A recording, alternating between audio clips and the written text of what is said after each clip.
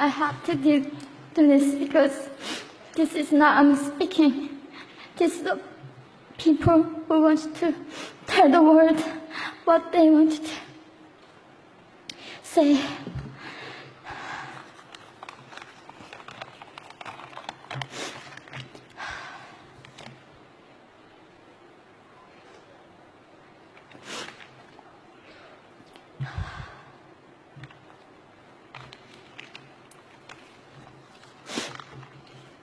North Korea is an unimaginable country.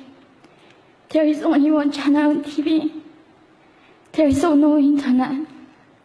We aren't free to sing, say, wear, or think what we want. North Korea is the only country in the world that executes people for making unauthorized international phone calls. North Koreans are being terrorized today. When I was growing up in North Korea, I never saw anything about love stories between men and women. No books, no songs, no press, no movies about love stories. There is no Romeo and Juliet. Every story was propaganda to brainwash us about the Kim dictators. I was born in 1993, and I was abducted at birth, even before I knew the words freedom or human rights. North Koreans are desperately seeking and dying for freedom at this moment.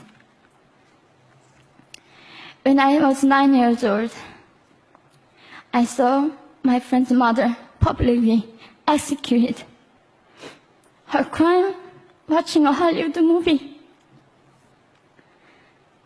Expressing doubt about the greatness of the regime can get 3 generations of a family imprisoned or executed. When I was 4 years old, I was warned by my mother not to even whisper. The birds and mice couldn't hear me. I admitted I thought the North Korean dictator could read my mind. My father died in China after he escaped North Korea. And I had to bury him at 3 a.m. in secret. I was 14 years old. I couldn't even cry. I was afraid to be sent back to North Korea. The day I escaped North Korea, I saw my mother raped. The rapist was a Chinese broker. He targeted me. I was 13 years old. There is a saying in North Korea, women are weak, but mothers are strong. My mother allowed herself to be raped in order to protect me. North Korean refugees, about 300,000, are vulnerable in China. 70% of North Korean and teenage girls are being victimized, sometimes sold for as little as $200. We walked across the Gobi Desert, following a compass.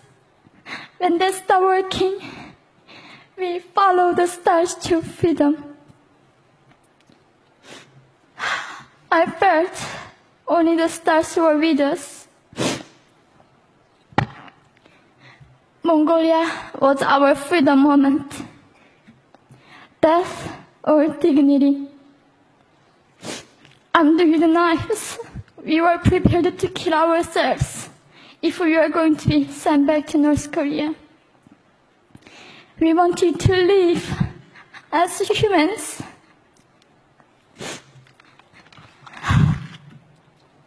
People often ask me, how can we help North Koreans?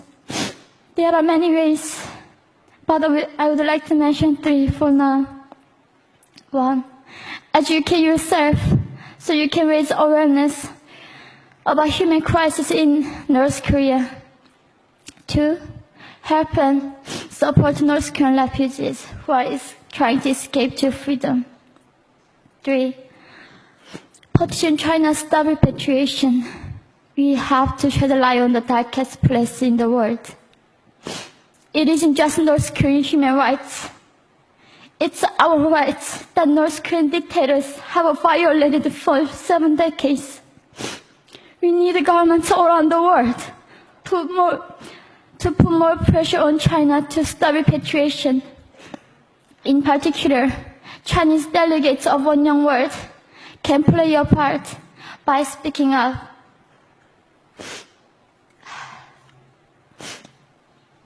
North Korea is indescribable. No humans deserve to be oppressed just because of their birthplace. We need to focus less on the regime and more on the people who are being forgotten. União world, we are the ones who will make them visible. Fellow delegates, please join me as we make this a global movement to free North Koreans.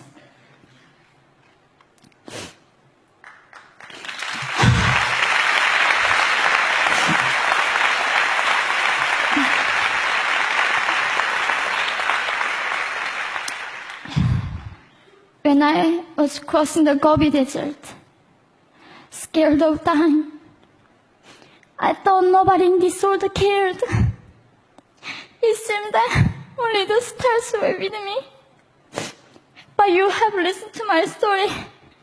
You have cared. Thank you very much.